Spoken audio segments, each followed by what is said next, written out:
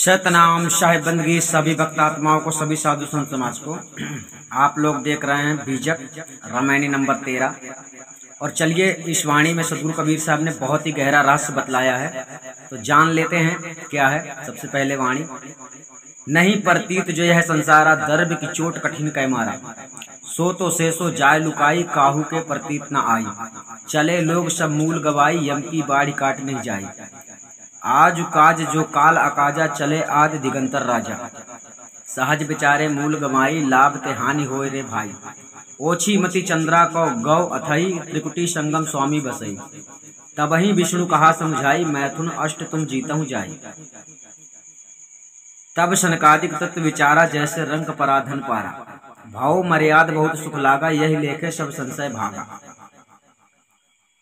देखत उत्पत्ति लागू न बारा, एक मरै एक करे विचार, मुए गए की काहू न गनी, झूठी आस लाग जग राही। ठीक है। साकी है, जरत जरत ते बाचहूं, काहू न कीन गुहार, विष विषय के खाए हूं, रात दिवस मिल झार। ठीक है। अब यहाँ पर आप समझ लीजिए कि इनके अर्थ हैं, यहाँ पर आप लोगों को नहीं बतलाए जा रहे हैं क्योंकि ज्यादा टाइम लग जाएगा। ये सब भावार्थ इसके शब्द के, जो इतनी बड़ी वाणी है तो ये वाणी का जो भावार्थ है ये सब बताया गया है। तो चलो ये सब हम सब हटा देते हैं, इसमें सब विस्तार से समझाया गया है, लेकिन आप लोगों को हम व्याख्या में लेकर चलते हैं। यहाँ भी इसका भी वही चल रहा है, ये सब उसका अर्थ बताया गया है, भावार्थ। अब चलिए यहाँ से व्याख्या, तो व्याख्या को ठीक से समझ लेते हैं। सदगुरु कबीर साहब कहते हैं कि जो मैं समस्त मनुष्य मात्र को संदेश सत्य उपदेश देता हूँ। सदगुरु का क्या उपदेश था? सत्य उपदेश। ठीक है। कि यह द्रव्य धनादि माइक पदार्थ केवल इस माइक शरीर के जीवन निर्वाह मात्र ही है, अंत में शरीर के सहित ये सब अपने आप ही यहीं पर छूट जाते हैं, अर्थात नष्ट हो जाते हैं, क्योंकि यह सब विनाशी पदार्थ हैं, अतः इनके विशेष मोह ममत्व में नहीं पड़ो। ठीक है। सदगुरु कबीर साहब कह रहे हैं इसके मोह ममत्व में नहीं पड़ो, केवल इनको शारीरिक जीवन निर्वाह मात्र समझकर ऐसे देव दुर्लभ मनुष्य देह को पाकर अपना कल्याण करो, तथा अपने चेतन आत्मा स्वरूप और महाचेतन सतपुरुष परमात्मा को जानने एवं प्राप्ति के लिए किसी भेदी संत सदगुरु के शरण में जाओ। अगर मान लो आपको परमात्मा की प्राप्ति करना है, आत्मा को जानना है, तो आपको क्या करना है? सच्चे भेदी संत सदगुरु की शरण में जाने के लिए सदगुरु कह रहे हैं। ठीक है। और इस संसार में तो पाखंडी लोग शब्द गुरु चिल्ला रहे हैं, लेकिन आपको सदगुरु का उपदेश ध्यान में रखना है कि सदगुरु क्या कहते हैं। ठीक है। और साधन भजन करके अपना कल्याण करो। अब ये साधन भजन क्या है? ये साधन भजन यही है कि जो सदगुरु कबीर साहब के बताए अनुसार पर सच्चा वेदी सदगुरु आपको चलाता है सत्यमार्ग पर, जिस प्रकार की आपको क्रिया बतलाता है, जो भी आपको बतलाता है कि बेटा ऐसा करना होता है, ऐसा करना होता है, जब आप सतगुरु के बताए मार्ग पर चलने लगते हो, यही आपकी सबसे बड़ी साधना होती है। ठीक है।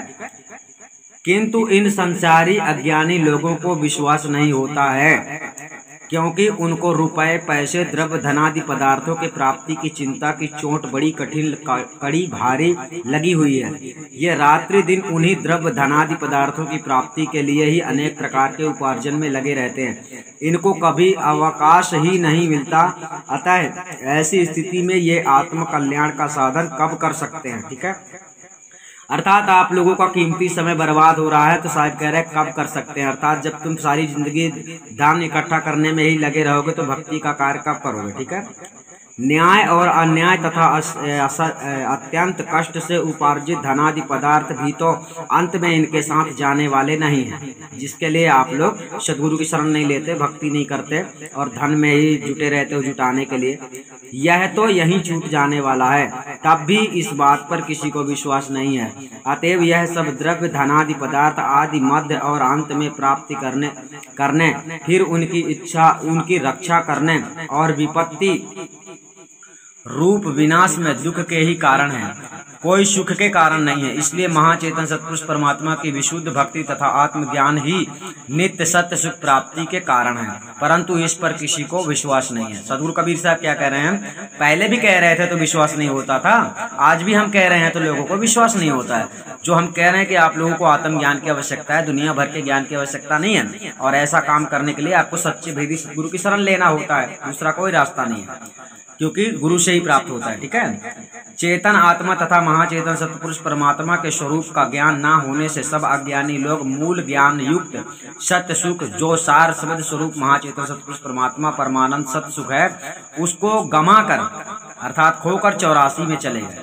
अर्थात वर्तमान में शरीर छूटने पर अन्य शरीर प्राप्ति के लिए चल बसे, क्योंकि यम यातना का प्रवाह किसी से हटाया तथा काटा नहीं जा सका। क्योंकि यमराज काल भगवान निरंजन ने जीवों को शुभाशुभ कर्मों का फल देने के लिए बाढ़ प्रवाह लगा रखा है, उसको साधन अभ्यास वैराग्य ज्ञान द्वारा काटना था, सो नहीं काटा जा सका। देखो, साधन अभ्यास वैराग्य ज्ञान द्वारा काटना, ठीक है ना। आप जिस भावबंधन से पार होना चाहते हो उसके लिए आप लोगों को सदगुरु की ये साधना बताई जा रही। देखो ये अभ्यास कैसा है, साधन अभ्यास मतलब गुरु के बताए मार्ग पे चलना। ठीक है। ध्यान करना मत समझ लेना, ध्यान का साहिब का विषय ही नहीं। वैराग्य का मतलब इस संसार से अपनी सुर्ती को हटा के परमात्मा की ओर लगा देना।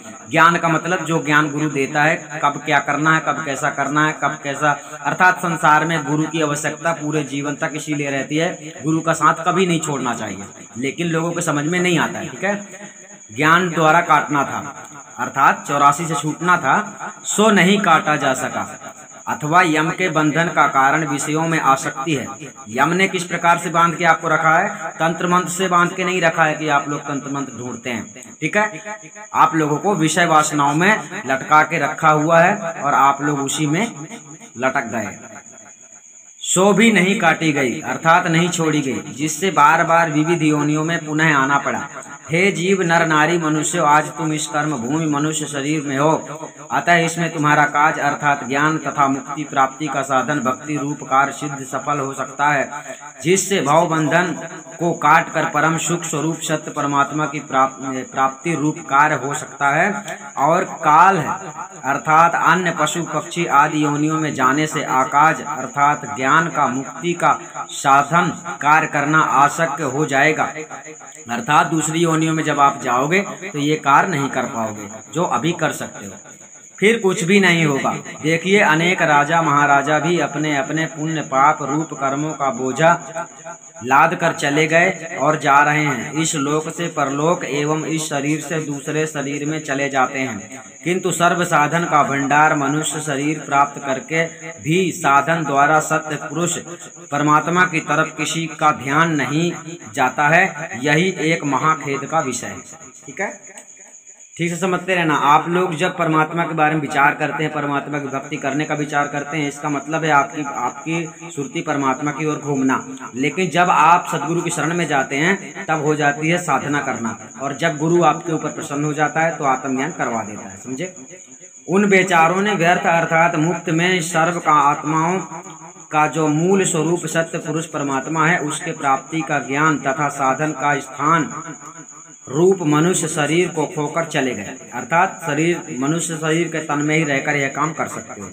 यहाँ मूल शब्द से मनुष्य शरीर भी कहा जा सकता है, क्योंकि आत्म कल्याण का साधन यही है, और मनुष्य शरीर प्राप्त करके भी आत्म कल्याण की प्राप्ति ना होने से अधिक हानि ही है, क्योंकि आत्म कल्याण किए बिना ही शरीर का छूटना, मूल का गमाना और लाभ से वंचित रहना है। इसलिए सद्गुरु कहते हैं कि हे भाइयों, ऐसा करने से जीव को लाभ के स्थान पर हानि हो जाती है। ठीक है। अतएव आत्म कल्याण होना तो दूर रहा, उल्टा मनुष्य शरीर भी व्यर्थ में चला जाता है। जो मुश्किल से मिला है ये भी चला जाता है, और लाभ की तो बात ही क्या है। अब आगे सदगुरु ज्योति स्वरूप ओमकार ब्रह्म निरंजन के उपासक योगियों के विषय में कहते हैं कि आत्म तथा परमात्म स्वरूप ज्ञान विहीन स्वल्प थोड़ी बुद्धि वाले ज्योति स्वरूप ओमकार ईश्वर निरंजन के उपासक योगियों के चंद्र देवता के मन और इंद्रियां तो अस्त हो जाती हैं, परंतु उनको उक्त ज्योति स्वरूप ईश्वर निरंजन का दर्शन नहीं होता है। अतः उन योगियों का कहना है कि त्रिकुटी के संगम में ज्योति स्वरूप ओमकार ब्रह्म निरंजन स्वामी बसता है। अतः वह ज्योति स्वरूप ओमकार ब्रह्म निरंजन त्रिकुटी से लेकर दशम द्वार सहस्त्रार कमल एवं चोटी के नीचे तक ब्रह्मांड के अंतर्गत कई स्थलों पर सर्वत्र ही व्याप्त है। ध्यान रखना, दसम द्वार कहाँ है? सबसे लास्ट में। और वो दसम द्वार, आप लोग ऐसा सोच रहे होंगे कि 10वां द्वार खोल के तुमको जाना है, इसलिए ध्यान करते हो तो इस संशय में मत रहना, क्योंकि उसके पहले ही तुमको निरंजन मिल जाएगा। ठीक है, तो निरंजन तो तुमको मिलता ही नहीं है, क्योंकि तुम चोटी तक कभी गए ही नहीं हो और जा भी नहीं सकते हो, जाना भी मत, वरना सुरती वहां उलझ गई तो लौट नहीं पाओगे और उल्टे जान गंवाने पड़ेंगे। ठीक है, तो उस ज्योति स्वरूप ओमकार ब्रह्म निरंजन के प्राप्ति अर्थात दर्शन के लिए हंसावतारण विष्णु जी ने सनकादिक को समझाकर उपदेश दिया कि यदि तुम उसका दर्शन प्राप्त करना चाहते हो तो ब्रह्मचर्य का पालन करो और 8 प्रकार के मैथुनों को तुम यहाँ से जाकर जीतो। वे 8 प्रकार के मैथुन ये हैं: श्रवण सुमिरन कीर्तन चिंतन बात एकांत दृढ़ संकल्प प्रयत्न तन प्राप्त यष्ट कांत। ठीक है, इस बात को सुनकर सनकादिकों ने इसका तत्व विचार किया और उनको ऐसा आनंद हुआ कि मानो निर्धन दरिद्र को पड़ा हुआ अपार धन मिल गया हो। ठीक है, अर्थात उनको गलत शिक्षा दी गई, फिर भी उन्होंने सही मान लिया, क्योंकि विष्णु भगवान को भी ये सब पता नहीं था, तो ये 8 प्रकार के साधन बता दिए। ठीक है, हंसावतारण विष्णु के उपदेश को धारण कर सनकादिक महर्षियों ने ब्रह्मचर्यता पूर्वक ब्रह्मांडी अष्टांग योग साधन करने से उनको सर्वमायिक सिद्धियां प्राप्त हुई। क्या हुआ? जो लोग ध्यान किया अष्टांग योग, तो क्या प्राप्त हुआ? मायिक सिद्धियां प्राप्त हुई और उनकी संसार में मर्यादा प्रतिष्ठा हुई, अर्थात मान्यता बढ़ी और उनके मन में अत्यंत आनंद प्रतीत हुआ। इस प्रकार उनके विचार से उनके सब संशय भाग गए, दूर हो गए। यह तो ज्योति स्वरूप ओमकार ब्रह्म निरंजन के उपासक योगी पुरुषों की बात हुई कि ये सब निरंजन के ही शून्य प्रकृति मंडल में रह गए और उसी को असली सत्य परमात्मा मान लिए एवं उसके आगे अपनी चेतन भूमिका तथा सार शब्द स्वरूप महाचेतन सत्पुरुष परमात्मा को नहीं जान सके। ठीक है, परमात्मा को आपको जानना है, ध्यान रखना, आपको ढूंढना नहीं है, आपको जानना है, और ये जानकारी आपको गुरु करवाता है। ठीक है, इस संसार में कोई भी चीज हो तो गुरु से जानकारी मिलती है कि ये चीज को क्या कहते हैं। ठीक है, अब सदगुरु अन्य संसारी अज्ञानी लोगों के विषय में कहते हैं कि जो मनुष्य ऐसे देव दुर्लभ शरीर को पाकर भी अपने कल्याण के लिए सत्य, अब आपको अगर कल्याण करवाना है अपने जीवन का, तो साहब क्या कहते हैं? सत्य भेदी सदगुरु की शरण में नहीं जाते हैं। जो लोग नहीं जाते हैं उनकी क्या गति होती है कि उनके देखते देखते अन्य मानव प्राणियों की उत्पत्ति होने में देरी नहीं लगी, अर्थात बंध मुक्त जड़ चेतन आत्मा तथा सत्य परमात्मा महाचेतन का ज्ञान तथा प्राप्ति ना होने से उनका फिर जन्म हुआ और होता है। इसी प्रकार संसार में सभी जीव देहधारी बारंबार जन्मते मरते रहते हैं। देखिए, एक मरता है और दूसरा विचार करता है कि मैं भी मर जाऊंगा, यह तो मैं सदा रहूंगा ही, या तो मैं सदा रहूंगा ही और मेरी संपत्ति भी रहेगी। ऐसे ऐसे सोचने वाले हैं दुनिया में। यही आश्चर्य है, परंतु लोग यह नहीं विचारते हैं कि बड़े बड़े पराक्रमी इस संसार से संपत्ति छोड़कर चले गए तो मैं कैसे सदा रह सकता हूँ और मेरी संपत्ति भी कैसे रहेंगी। माया के मोह जाल में पड़े हुए मरने वाले की बात किसी ने नहीं कही, अर्थात जो मर गए वे कहाँ थे और कहाँ चले गए, मैं कहाँ हूँ और कहाँ जाऊंगा एवं कहाँ मेरा मूल स्थान है, इस प्रकार की बात किसी ने भी नहीं कही। सब कोई केवल अपने सदा रहने की और संपत्ति बढ़ाने की धुन में रात्रि दिन लगे रहते हैं। इस प्रकार की झूठी आशाओं में ही संसारी लोग लगे रहते हैं। माया के मोह जाल में फंसे हुए अज्ञानी जीवों को सद्गुरु उपदेश देते हैं कि हे नर नारी मनुष्यों, तुम लोग माता की गर्भाग्नि में बहुत बार जलते जलते किसी प्रकार इस मनुष्य देह में आकर बच गए हो। अब तो भी उससे बचने के लिए तुम सच्चे भेदी सद्गुरु की शरण में जाकर उस परम पिता परमात्मा सत्य परमात्मा से पुकार अर्थात प्रार्थना क्यों नहीं करते हो। हे संसारी जीवों, तुम सबों ने मिलकर रात दिन पूरी तरह विष रूप विषयों को खाया है, तो फिर उस विषयाग्नि से क्यों नहीं जलोगे। अर्थात जो लोग भक्ति नहीं करते उनके लिए सदगुरु का क्या कहना, सीधे सीधे सी बात है, तुम सच्चे भेदी सदगुरु की शरण में आपको जाना है। ठीक है, और जब सच्चे सदगुरु की शरण में आप लोग चले जाते हैं तो आपकी बिगड़ी जो भी बात है वो बन जाती है। ठीक है, यहाँ पर जो लिखा हो सत्पुरुष परमात्मा से पुकार, इसका मतलब ये मत समझ लेना कि किसी प्रकार ध्यान सुमिरन भजन की बात यहाँ बताई जाएगी, ऐसा बिल्कुल भी नहीं है। मतलब सच्चे सदगुरु की शरण में जब आप आ जाते हो तो आपको सच्चे सत्पुरुष परमात्मा की भक्ति प्राप्त हो जाती है। क्योंकि वे आत्मज्ञानी होते हैं और आपकी पुकार सुनी जाती है। जो गुरु होता है आपकी पुकार सुनता है और आपकी बातें समझता है और आपको समय आने पर आत्मज्ञान भी करवाता है। ठीक है, अर्थात सच्चे भेदी सदगुरु की शरण में जाने का मेन मकसद यही है कि आप लोगों को इसके बिना कार्य संभव हो ही नहीं सकता। अगर साधारण गुरु की बात होती तो शायद ऐसा नहीं कहते। इसलिए सच्चे और भेदी, भेदी का मतलब होता है जो आत्मा परमात्मा का आपको परिचय करवाते हैं। ठीक है, उन्हीं से आपको प्रार्थना करना है और वही आपके लिए परमात्मा है इस संसार में, जो सच्चे भेदी सदगुरु हैं। ठीक है, आपके लिए वही परमात्मा है जब तक आप परमात्मा को जानते नहीं। ठीक है, तो आपकी पुकार कहाँ तक सुनी जाएगी? जहां तक गुरु है, गुरु सुनेगा। परमात्मा की बात मत समझ लेना यहाँ पर, क्योंकि परमात्मा जो होता है वह परिवर्तनशील नहीं है। उनकी खुद की शैली में सदगुरु कहते हैं, ना मैं कहता ना मैं सुनता।